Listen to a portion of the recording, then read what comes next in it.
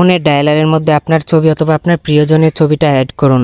যখনই আপনার ফোনটা অন্য কেউ দেখবে তখনই কিন্তু অবাক হয়ে যাবে ফোনের ডায়ালারের মধ্যে আপনি কিভাবে ছবি সেট করলেন, এটা কিন্তু তারা সবাই জানতে চাইবে।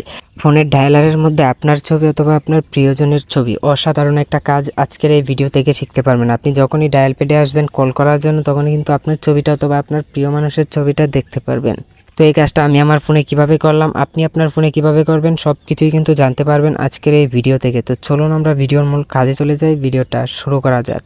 মূল ভিডিওতে যাওয়ার আগে যারা এখন আমাদের চ্যানেলটাকে সাবস্ক্রাইব করেননি তারা অবশ্যই চ্যানেলটাকে সাবস্ক্রাইব করে সাথেই থাকবেন।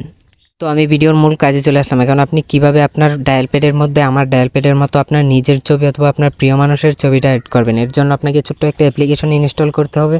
তার জন্য আপনি প্লে স্টোরে যাবেন, তারপরে সার্চ বক্সে লিখবেন ফোন ডায়ালার মাই ফটো। এই লেখাটা আমি স্ক্রিনের মধ্যেও দিয়ে দিয়েছি। এই লেখাটা লেখার পরে আপনি সার্চ দিয়ে দিবেন, তারপরে এইরকম একটা অ্যাপ্লিকেশন পাবেন। এখানে অনেক অ্যাপ্লিকেশন আছে, আপনি এই অ্যাপ্লিকেশনটা খুঁজে বের করবেন। আপনি লোগোটা দেখে রাখুন, এই লোগোটা দেখে আপনি অ্যাপ্লিকেশনটাকে খুঁজে বের করে অ্যাপ্লিকেশনটাকে ইনস্টল করার পরে আপনি ওপেন করবেন।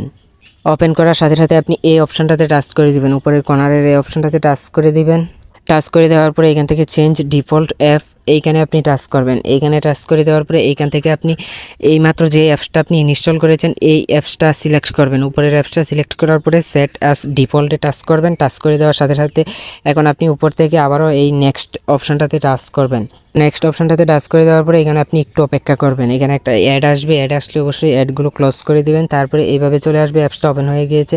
এখন আপনি এখান থেকে ডায়ালার অপশানে টাচ করবেন। ডায়ালার অপশানে টাচ করে দেওয়ার পরে এইভাবে চলে আসবে। এখন আপনি এইখান থেকে নিচের যে ব্যাকগ্রাউন্ড লেখাটা আছে কর্নারে, এই ব্যাকগ্রাউন্ড লেখাটাতে টাচ করে দেবেন। টাচ করে দেওয়ার সাথে সাথে এইখান থেকে আপনি চাইলে কিন্তু তাদের এই ফটোগুলো ইউজ করতে পারেন, অথবা আপনি চাইলে ভিডিও ইউজ করতে পারেন, অথবা আপনি লাইভ কিছু অ্যানিমেশন ইউজ করতে পারেন। তো আমি যেহেতু ছবি এড করব, তো এখান থেকে ইমেজে টাচ করে তারপর ইমেজে কিন্তু অলরেডি টাচ করা আছে। তো ইমেজে আসার পরে আপনি এই গ্যালারি অপশানটাতে টাচ করে দিবেন। তারপরে পারমিশনগুলো অ্যালাউ করে দিবেন। অ্যালাউ করে দেওয়ার পরে এখান থেকে আপনি আপনার একটা ছবির উপরে টাচ করবেন, তারপরে অ্যালাউয়ে টাচ করবেন নিচের। তারপরে ছবিটা কিন্তু এখানে চলে আসবে। এখন আপনি এখান থেকে ছবিটার উপরে টাচ করে দেবেন। টাচ করে দেওয়ার পরে এখন আপনার এখানে যতটুকু প্রয়োজন এতটুকু ক্রপ করে নেবেন। ছবিটা বড় করার দরকার হলে আপনি বড় করে নেবেন। তারপরে এইখান থেকে নিচের এই অপশানটাতে টাচ করে দিবেন।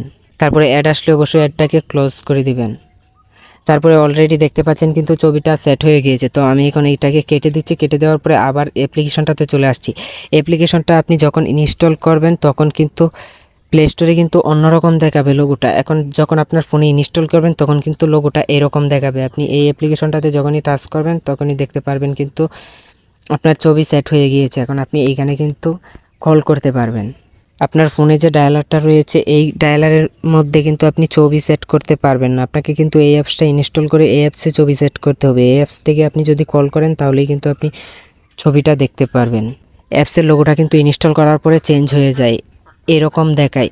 তো ঠিক এইভাবেই কিন্তু আপনি আপনার ডায়াল প্যাডের মধ্যে আপনার নিজের ছবি অথবা আপনার প্রিয় মানুষের ছবিটা অ্যাড করতে পারেন। বন্ধুরা, ভিডিওটা দেখে যদি একটু উপকার হয় অথবা ভালো লাগে তো অবশ্যই আমার চ্যানেলটাকে সাবস্ক্রাইব করে সাথেই থাকবেন। দেখা হবে নতুন ভিডিওতে। ধন্যবাদ এতক্ষণ সাথে থাকার জন্য।